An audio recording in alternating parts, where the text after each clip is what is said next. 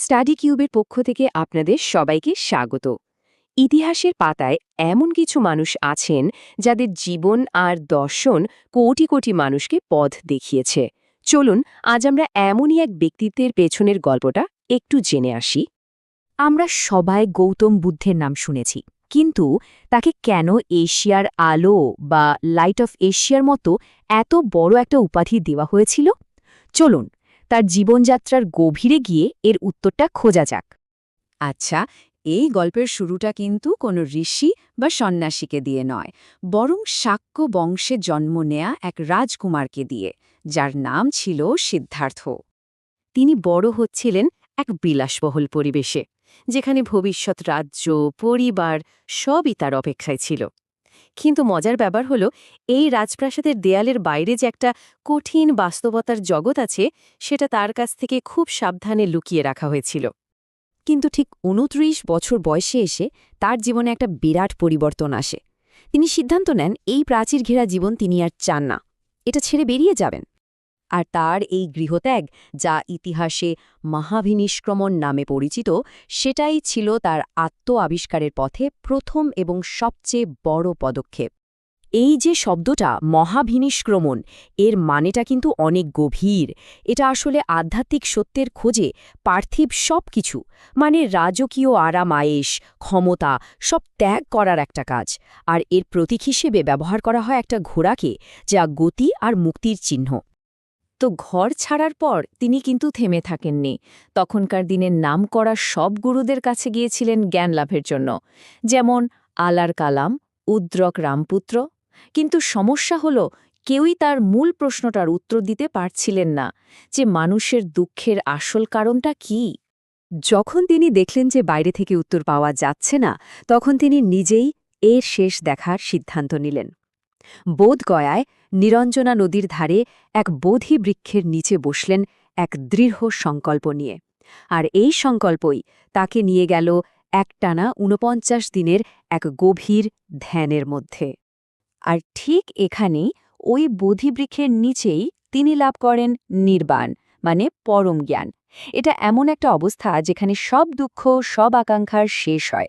আর ঠিক সেই মুহূর্ত থেকেই রাজকুমার সিদ্ধার্থ হয়ে উঠলেন বুদ্ধ, অর্থাৎ যিনি প্রকৃত সত্যকে জেনে জেগে উঠেছেন। এই যে টাইমলাইনটা আমরা দেখছি, এটা কিন্তু এক ঝলকে তার পুরো জীবনটা চোখের সামনে তুলে ধরে। দেখুন, ৫৬৩ খ্রিস্টপূর্বে লুম্বিনীতে জন্ম, ২৯ বছর বয়সে গৃহত্যাগ, এরপর ৩৫-এ এসে বোধগয়ায় জ্ঞান লাভ, সারনাথে প্রথম উপদেশ দেওয়া, আর সবশেষে ৪৮৩ খ্রিস্টপূর্বে কুশীনগরে মহাপরিনির্বাণ। কি অসাধারণ এক যাত্রা, তাই না? আচ্ছা, তার এই জ্ঞান লাভের পর যে দর্শন বা ফিলোসফিটা উঠে এসেছিল, সেটাই কিন্তু সবচেয়ে ইন্টারেস্টিং। চলুন এবার সে মূল শিক্ষাগুলো নিয়ে একটু কথা বলা যাক, যা তিনি সারা পৃথিবীকে দিয়ে গেছেন। তার প্রথম উপদেশ, যেটা তিনি সারনাথে দিয়েছিলেন, সেটার একটা খুব সুন্দর নাম আছে, ধর্মচক্র প্রবর্তন। এর মানে হল ধর্মের চাকা ঘোরানো। মানে তিনি যে সত্যটা আবিষ্কার করেছিলেন, সেটা প্রথমবার সবার সাথে ভাগ করে নিলেন, যেন জ্ঞানের একটা নতুন চাকা তিনি ঘুরিয়ে দিলেন। তার পুরো দর্শনের মূল ভিত্তিটাই কিন্তু এই ৪টি আর্য সত্যের উপর দাঁড়িয়ে। জিনিসটা খুব সহজভাবে ভাবা যেতে পারে। ১ নম্বর, জীবনে দুঃখ আছে, এটা মেনে নেওয়া। ২, এই দুঃখের একটা কারণ আছে, আর তা হলো আমাদের আকাঙ্ক্ষা বা তৃষ্ণা। ৩ নম্বর, একটা ভালো খবর হলো এই দুঃখ দূর করা সম্ভব। আর ৪ নম্বর, সেই দুঃখ দূর করার একটা নির্দিষ্ট পথও আছে, যাকে বলা হয় অষ্টাঙ্গিক মার্গ। বুদ্ধের জীবনের প্রত্যেকটা বড় ঘটনাকে কিন্তু কিছু বিশেষ প্রতীক বা সিম্বলের মাধ্যমে প্রকাশ করা হয়। আর এই প্রতীকগুলোর প্রত্যেকটার পেছনেই একটা গভীর অর্থ লুকিয়ে আছে। এই টেবিলটা দেখুন, কি দারুণভাবে পুরো ব্যাপারটা তুলে ধরা হয়েছে। যেমন জন্মকে বোঝানো হয় পদ্ম বা ষাঁড় দিয়ে, গৃহত্যাগ বা মহাভিনিষ্ক্রমণের প্রতীক হল ঘোড়া, জ্ঞান লাভ বা নির্বাণের প্রতীক অবশ্যই সেই বুধিবৃক্ষ, প্রথম উপদেশের প্রতীক হল চাকা বা ধর্মচক্র, আর সবশেষে তার মৃত্যু বা পরিনির্বাণের প্রতীক হল স্তূপ। এই প্রতীকগুলোই কিন্তু তার গল্পটাকে সবার কাছে পৌঁছে দিয়েছে। তাকে কিন্তু আরও দুটো নামে ডাকা হতো, শাক্যমুনি, মানে শাক্য বংশের ঋষি, আর তথাগত, যার মানে যিনি এভাবে গিয়েছেন। এই নামগুলো একদিকে যেমন তার বংশের পরিচয় দেয়, তেমনি তার আধ্যাত্মিক যাত্রার চূড়ান্ত পর্যায়টাকেও তুলে ধরে। তো যেখান থেকে আমরা শুরু করেছিলাম সেই প্রশ্নটাতেই আবার ফিরে আসি। কেন তিনি এশিয়ার আলো? কারণ তার গোটা জীবন আর দর্শন দিয়ে তিনি দেখিয়েছেন কিভাবে অজ্ঞানতা আর দুঃখের অন্ধকার থেকে জ্ঞানের আলোতে ফেরা যায়। আর এই কারণেই তিনি শুধু এশিয়ার নন, হয়ে উঠেছেন পুরো বিশ্বের জন্য এক আলোর দিশারি। আচ্ছা, একবার ভাবুন তো, আজ থেকে প্রায় ২৫০০ বছর আগে একজন মানুষ দুঃখকে বোঝার আর তা থেকে মুক্তি পাওয়ার যে পথ দেখিয়েছিলেন, আজকের এই জটিল পৃথিবীতে দাঁড়িয়ে সেই দর্শনটা ঠিক কতটা প্রাসঙ্গিক? এই প্রশ্নটাই হয়তো আমাদের সবার ভাবার জন্য রইল। আচ্ছা, বৌদ্ধ দর্শন নিয়ে যখনই কথা হয় একেবারে গোড়ার প্রশ্নটা কি বলুন তো? কিভাবে দুঃখ থেকে মুক্তি পাওয়া যায়, তাই না? এই মুক্তির পথ খোঁজাটাই কিন্তু এর মূল ভিত্তি। তো এই মুক্তির জন্য একটা বেশ স্পষ্ট কাঠামো আছে, যেটাকে আমরা বলি অষ্টাঙ্গিক মার্গ। এর ধাপগুলো না খুব লজিক্যালি সাজানো। দেখুন, শুরু হচ্ছে একদম সঠিক দৃষ্টিভঙ্গি আর উদ্দেশ্য দিয়ে, মানে সম্যক দর্শন আর সম্যক সংকল্প। এরপরের কাজ হলো নিজের আচরণকে শুদ্ধ করা। কিভাবে? সঠিক কথা, সঠিক কাজ আর সঠিক জীবিকার মাধ্যমে। আর সব শেষে, একদম শেষে আসছে মনকে কন্ট্রোল করার ব্যাপারটা, যেখানে আছে সঠিক চেষ্টা, সঠিক মনন আর একদম চূড়ান্ত পর্যায়ে সম্যক সমাধি, মানে গভীর ধ্যান। কিন্তু এত বড় একটা বিশ্বাস ব্যবস্থা, এটা ঠিক কিসের ওপর দাঁড়িয়ে আছে? একটা প্রশ্ন আসতেই পারে। চলুন এবারের ভিত্তিটা একটু দেখা যাক। বৌদ্ধ ধর্মের পুরো কাঠামোটা কিন্তু আসলে ৩টে পিলারের উপর তৈরি। এই পিলারগুলোকেই বলা হয় ত্রিরত্ন, মানে ৩টে অমূল্য রত্ন। ভাবুন তো, প্রথমটা কি? অবশ্যই বুদ্ধ, যিনি পথ দেখিয়েছেন। দ্বিতীয়টা হলো ধর্ম বা ধম্ম, মানে তার দেখানো সেই পথ বা তার শিক্ষা। আর তৃতীয়টা হলো সংঘ, মানে ভিক্ষুদের সেই কমিউনিটি, যারা এই শিক্ষাকে জেনারেশনের পর জেনারেশন ধরে বাঁচিয়ে রেখেছেন। এই ৩টের উপরই কিন্তু পুরো আস্থাটা রাখা হয়। কিন্তু একটা কথা ভাবুন, এই যে এত শিক্ষা, এত নিয়মকানুন, এগুলো সময়ের সাথে সাথে ঠিকঠাক থাকলো কি করে? মানে কিভাবে এগুলোকে এক জায়গায় আনা হলো? এখানেই চলে আসে বৌদ্ধ মহাসম্মেলন বা কাউন্সিলগুলোর কথা। এদের একটা বিশাল ঐতিহাসিক গুরুত্ব আছে, কারণ কয়েক শতাব্দী ধরে এই সম্মেলনগুলোতেই ধর্মের মূল বিষয়গুলো নিয়ে আলোচনা হয়েছে, সেগুলোকে বাঁচিয়ে রাখা হয়েছে আর একটা ফর্মাল শেপ দেওয়া হয়েছে। প্রথম কাউন্সিলটা হয়েছিল সেই ৪৮৩ খ্রিস্টপূর্বাব্দে রাজগৃহে। তখন পৃষ্ঠপোষক ছিলেন অজাতশত্রু। ঠিক এর ১০০ বছর পর দ্বিতীয়টা হলো বৈশালীতে, কালাশোকের সময়। তৃতীয়টা কিন্তু ভীষণ ইম্পর্ট্যান্ট, কারণ এটা হয়েছিল পাটলিপুত্রে, আর এর পেছনে ছিলেন স্বয়ং সম্রাট অশোক। এই কাউন্সিলটাই বৌদ্ধ ধর্মকে সারা বিশ্বে ছড়িয়ে দিতে অসম্ভব সাহায্য করেছিল। আর চতুর্থটা, ওটা হয়েছিল ৭২ খ্রিস্টাব্দে কাশ্মীরে কনিষ্কের সময়। আর এখান থেকেই কিন্তু দর্শনের ইতিহাসে একটা বড়সড় মোড় আসে। এই যে বললাম একটা বড়সড় মোড় আসে, সেটা কেন? কারণ এই চতুর্থ কাউন্সিলেই বৌদ্ধ ধর্মের ভেতরের যে দার্শনিক ভাগাভাগিটা, সেটা অফিসিয়ালি স্বীকৃতি দেয়। মানে এখান থেকেই দুটো প্রধান চিন্তাধারার জন্ম হল, যা কিনা পরের ইতিহাসকে পুরোপুরি প্রভাবিত করেছে। তো এই যে দুটো ভাগ হল, এদের দর্শন আর প্র্যাকটিসের মধ্যে কিন্তু বেশ কিছু মৌলিক পার্থক্য তৈরি হয়ে গেল। একদিকে রইল হিনজান। এরা কিন্তু মূর্তি পূজায় বিশ্বাসী নয়। এদের ধর্মগ্রন্থের ভাষা পালি, আর এরা বুদ্ধের পুনর্জন্মের ধারণাতেও বিশ্বাস করে না। ঠিক এর উল্টো দিকে মহাযান। এখানে মূর্তি পূজা একটা খুব গুরুত্বপূর্ণ অংশ। এদের ধর্মগ্রন্থ সংস্কৃতে লেখা, আর এরা বুদ্ধের পুনর্জন্মেও বিশ্বাস করে। দেখতেই পাচ্ছেন, পার্থক্যগুলো কিন্তু বেশ গভীর। স্বাভাবিকভাবেই এই আলাদা আলাদা দর্শনগুলো সময়ের সাথে সাথে বিশ্বের বিভিন্ন জায়গায় ছড়িয়ে পড়ল। যেমন ধরুন, হীনযান মতবাদটা ছড়িয়ে পড়ল শ্রীলঙ্কা, কম্বোডিয়ার মতো দেশগুলোতে, আর মহাযান মতবাদটা জনপ্রিয় হল জাপান, চীন, দক্ষিণ কোরিয়ার মতো অঞ্চলে। তবে শুধু এই দুটোই নয়, এর পাশাপাশি বজ্রযান নামে আরও একটা পথের জন্ম হয়। এটা হলো তান্ত্রিক বৌদ্ধ ধর্মের একটা ফর্ম, যেটা মূলত পূর্বাঞ্চলে দেখা যায়। এর মেন সেন্টার হলো তিব্বত, আর এর প্রভাব কিন্তু আমাদের এখানেও, মানে সিকিম বা পশ্চিমবঙ্গের মতো জায়গাতেও দেখা যায়। চলুন এবার একটা বিশেষ কনসেপ্ট নিয়ে কথা বলা যাক। এটা মহাযান ঐতিহ্যের একদম কেন্দ্রবিন্দুতে রয়েছে, আর সেটা হলো বোধিসত্ত্বের আদর্শ। বোধিসত্ত্ব, কনসেপ্টটা কিন্তু অসাধারণ। ভাবুন একবার, এমন একজন আলোকিত মানুষ যিনি চাইলেই নির্বাণ লাভ করতে পারেন, কিন্তু করছেন না। কেন? কারণ তিনি সমস্ত জীবের মুক্তির জন্য নিজের নির্বাণকে ইচ্ছে করে পিছিয়ে দিচ্ছেন। এটা কিন্তু শুধু নিজের মুক্তির কথা ভাবা নয়, এটা তার থেকে অনেক বড় কিছু। এটা করুণা আর পরোপকারের এক চরম উদাহরণ। এরকম বেশ কয়েকজন বোধিসত্ত্বের কথা আমরা জানি। যেমন ধরুন পদ্মপাণি, যাকে অবলোকিতেশ্বরও বলা হয়। তিনি হলেন করুণার প্রতীক। তারপর আছেন বজ্রপাণি, যিনি হলেন রক্ষক, একজন গাইড। আর আছেন মঞ্জুশ্রী, ইনি প্রজ্ঞার প্রতীক, আর এনাকে ভবিষ্যৎ বুদ্ধ হিসেবেও মনে করা হয়। আচ্ছা, এই যে এত দর্শন, এত নিয়মকানুন, এত সব আদর্শের কথা আমরা জানলাম, এগুলো সব লেখা আছে কোথায়? এর উত্তরটা রয়েছে বৌদ্ধদের পবিত্র ধর্মগ্রন্থগুলোতে। এগুলোকে জ্ঞানের আধার বললেও কম বলা হয়। এই গ্রন্থগুলোকে একসঙ্গে বলা হয় ত্রিপিটক। পিটক শব্দটার মানে কি জানেন? এর মানে হল ঝুড়ি। কনসেপ্টটা খুব ইন্টারেস্টিং। ভাবা হতো এই ঝুড়িগুলোর মধ্যেই যেন জ্ঞানকে খুব যত্ন করে গুছিয়ে রাখা হয়েছে। ত্রিপিটক মানে ৩টে ঝুড়ি। তো এর ৩টে ভান আছে।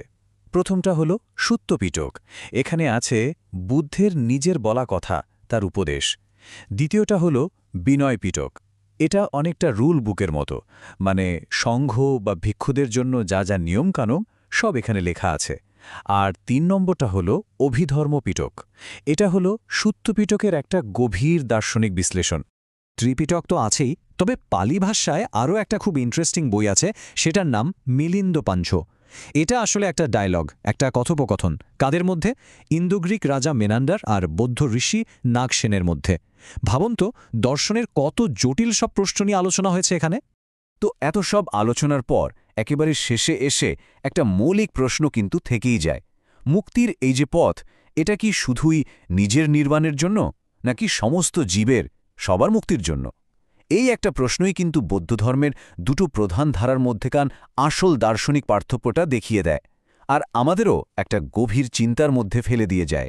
স্থাপত্য মানে কিন্তু শুধু ইট পাথর বা দেয়াল নয়, এটা আসলে বিশ্বাস আর দর্শনের এক জীবন্ত ভাষা। চলুন আজ আমরা একসাথে ডুব দিই বৌদ্ধ স্থাপত্যের সেই গভীর জগতে, আর এর পবিত্র নকশার প্রতিটি সংকেত পাঠোদ্ধার করার চেষ্টা করি। তো আমাদের আজকের সফরটা কেমন হবে? দেখুন, আমরা শুরু করব এই স্থাপত্যের ভাষার মূল ভিত্তিটা দিয়ে। এরপর একটা স্তূপের প্রতিটি অংশকে খুঁটিয়ে দেখব, বলতে পারেন ব্যবচ্ছেদ করব।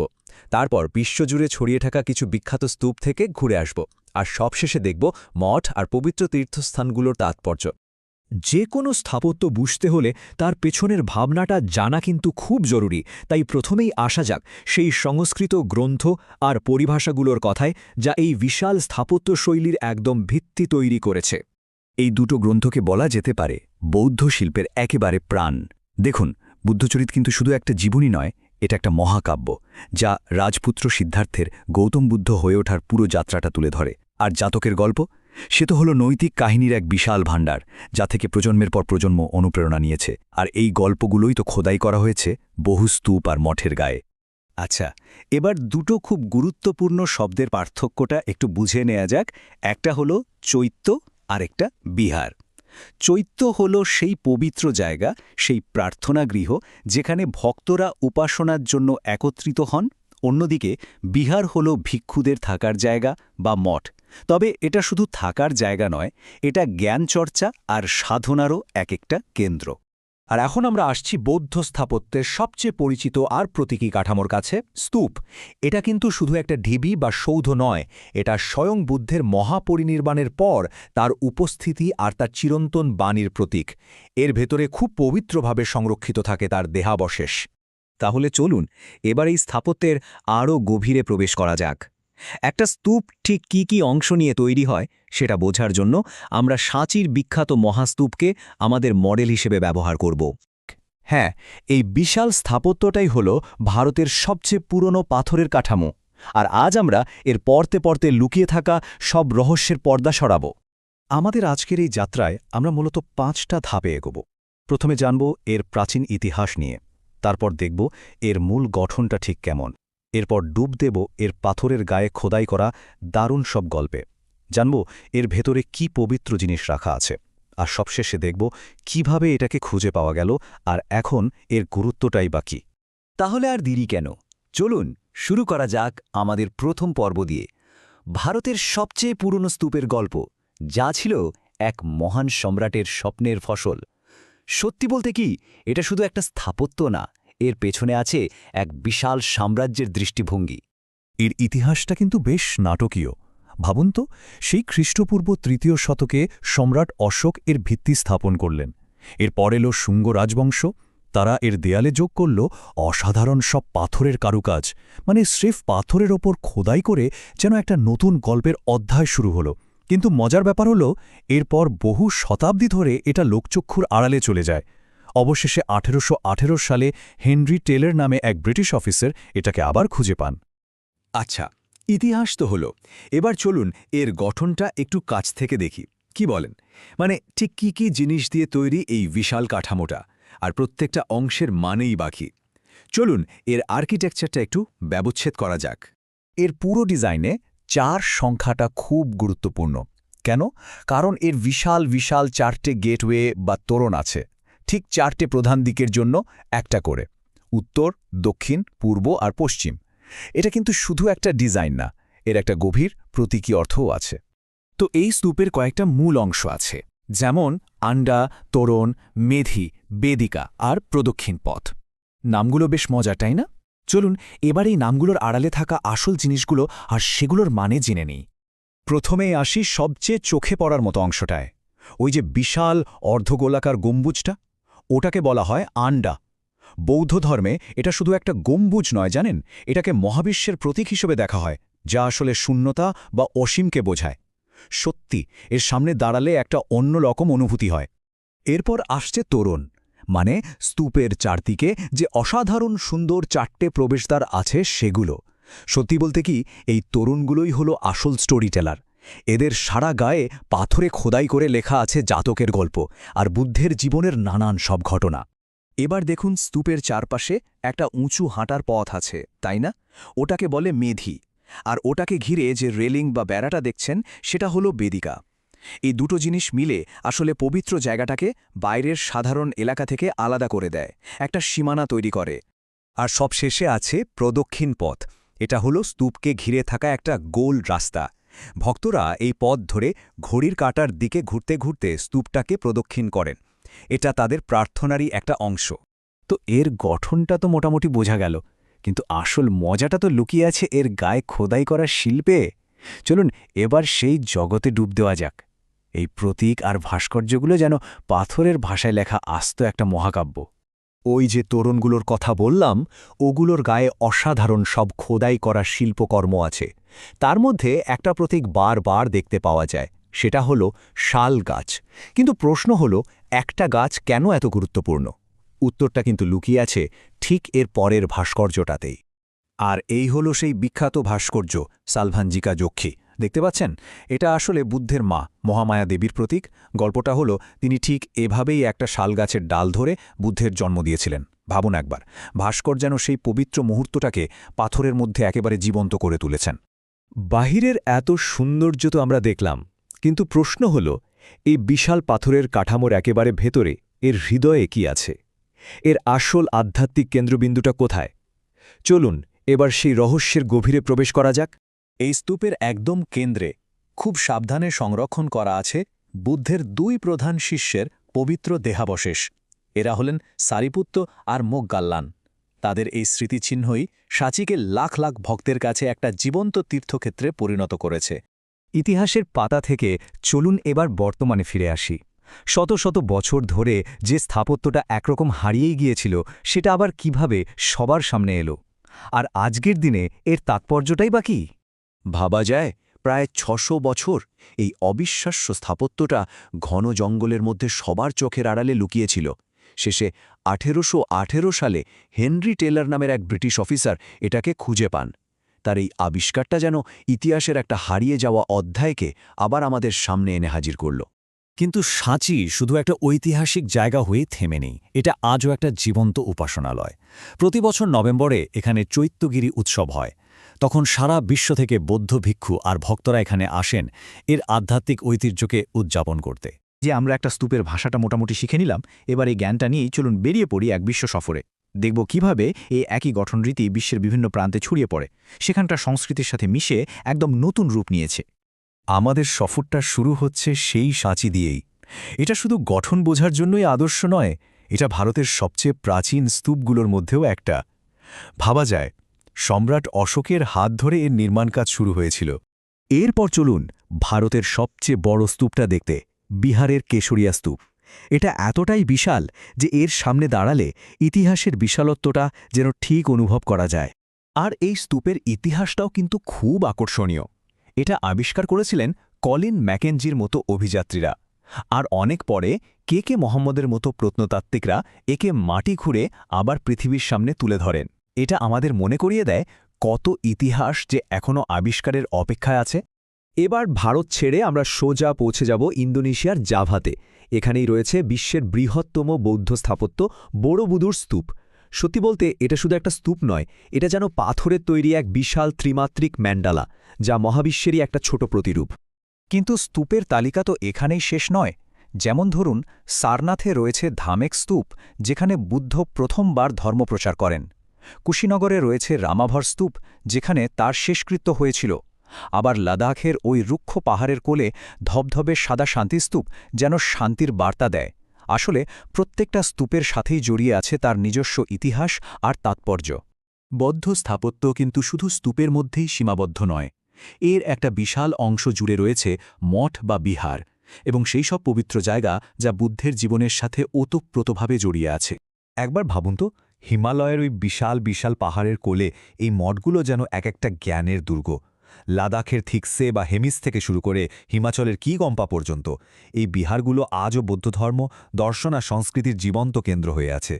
আর এই স্থাপত্যের বিস্তার যে শুধু হিমালয়েই তা কিন্তু নয়। সুদূর দক্ষিণ ভারতে কর্ণাটকের বাইলাকুপ্পেতে রয়েছে নামড্রোলিং মঠ। এর সোনালি চূড়া আর অপূর্ব কারুকার্যের জন্য এটা গোল্ডেন টেম্পল নামে বিখ্যাত হয়ে গেছে। এটাই তো এই সংস্কৃতির ব্যাপকতার প্রমাণ। এই পর্যায়ে এসে একটা সংখ্যা খুব গুরুত্বপূর্ণ হয়ে ওঠে, আর সংখ্যাটা হল ৮। বৌদ্ধ ধর্মে ৮টা জায়গাকে মহাপবিত্র বা অষ্টম মহাস্থান বলে মনে করা হয়। এগুলো প্রত্যেক বৌদ্ধ ধর্মাবলম্বীর কাছে এক একটা তীর্থক্ষেত্র। এই ৮টা জায়গা আসলে বুদ্ধের জীবনের এক একটা মাইল ফলক। যেমন লুম্বিনীতে তার জন্ম, বোধগয়ায় তিনি বোধিলাভ করেন, সারনাথে প্রথম ধর্মোপদেশ দেন, আর কুশীনগরে তার মহাপরিনির্বাণ হয়। এই জায়গাগুলো জুড়ে যেন একটা ভক্তির মানচিত্র তৈরি হয়েছে, যা আজও লক্ষ লক্ষ মানুষকে পথ দেখাচ্ছে। তাহলে দেখুন, একটা ছোট্ট সংস্কৃত শব্দ থেকে শুরু করে এক বিশ্বজোড়া স্থাপত্যের বিশালতা পর্যন্ত আমরা দেখলাম কিভাবে বিশ্বাসকে ইট পাথরের রূপ দেওয়া যায়। এই যে নীরব স্থাপত্যগুলো, এগুলো কিন্তু শুধু অতীতের সাক্ষী নয়, এরা আজও শান্তি, জ্ঞান আর আত্মানুসন্ধানের এক চিরন্তন বার্তা দিয়ে চলেছে। প্রশ্নটা হলো, আমরা সেই বার্তা শোনার জন্য কতটা প্রস্তুত।